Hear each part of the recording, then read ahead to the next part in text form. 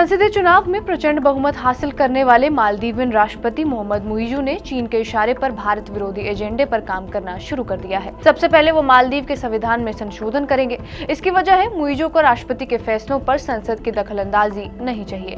Maldivian संविधान के मुताबिक राष्ट्रपति के आदेश की मंजूरी के लिए संसद में 3/4 बहुमत की जरूरत होती है, लेकिन मुइज़ू की कोशिश ये है कि 3/4 की जगह साधारण बहुमत का प्रावधान कर दिया जाए। कई मीडिया रिपोर्ट्स दावा करती हैं कि मुइज़ू की सरकार में मालदीव में चीन की दखलंदाजी बढ़ती ही जा रही है। मुइज़ू सरकार 188 आबादी वाले द्वीपों में से 30 नए द्वीपों का नियंत्रण चीन को सौंपने की तैयारी में है। चीन की कंस्ट्रक्शन कंपनियां इन द्वीपों पर 1000 फ्लैट बनाने की योजना पर काम कर रही हैं। बता दें कि ये नए द्वीप समंदर को पाट कर बनाए गए हैं। इसे लैंड रिक्लेमेशन कहा जाता है। चीन ने दक्षिणी चीन सागर के आसपास समंदर को पाट कर कई द्वीपों का निर्माण किया है, जिनमें चीन की आर्मी PLA का कब्जा है। हालांकि भारत के समर्थक पूर्व मालदीवियन राष्ट्रपति मोहम्मद नशीद इन कृत्रिम द्वीपों को बसाए जाने के सख्त खिलाफ थे। उन्होंने चेतावनी देते हुए कहा था, जल स्तर बढ़ने से मालदीव के नागरिक दुनिया के पहले पर्यावरण शरणार्थी बन सकते हैं।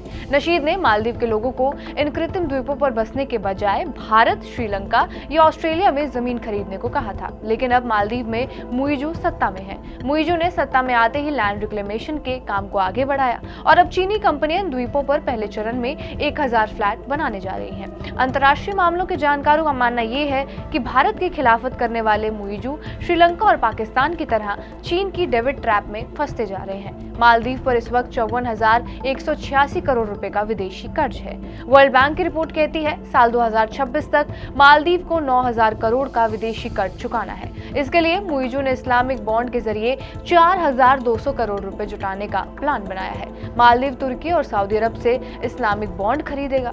गौरतलब यह है कि राष्ट्रपति बनने के बाद मुइज़ू ने सबसे पहले तुर्की की यात्रा की थी। मुइज़ू ने इन देशों से आसान शर्तों पर कर्ज मांगा था। मुइज़ू ऐसे ही गुजारिश सऊदी अरब से भी कर चुके हैं। जनवरी 2024 में मुइज़ू कर्ज मांगने चीन की यात्रा पर भी गए थे और वहां से लौटने के बाद मुइज़ू के तेवर बदले बदले से नजर आए थे। उन्होंने भारतीय सैनिकों को मालदीव छोड़ने का अल्टीमेटम दिया था। मुइज़ू के कहने पर ही भारत ने अपने सैनिकों को वापस बुला लिया है। इसके बावजूद मुइज़ू ने संसदीय चुनाव के दौरान इसे मुद्दा बनाया। मुइज़ू की इन्हीं नीतियों की वजह से भारत मालदीव के संबंध बेपटरी होते जा रहे हैं। हालांकि इसकी शुरुआत 15 नवंबर 2023 को मोहम्मद मुइज़ू के शपथ लेते ही हो गई थी। इसके पीछे मुइज़ू की कई और नीतियां भी जिम्मेदार हैं, जैसे राष्ट्रपति चुनाव के दौरान इंडिया आउट का नारा देना, भारत और PM मोदी पर आपत्तिजनक टिप्पणी, भारत के साथ हाइड्रोग्राफिक सर्वे एग्रीमेंट खत्म करना। इन्हीं वजह से दोनों देशों के रिश्ते में काफी खटास आ चुकी है।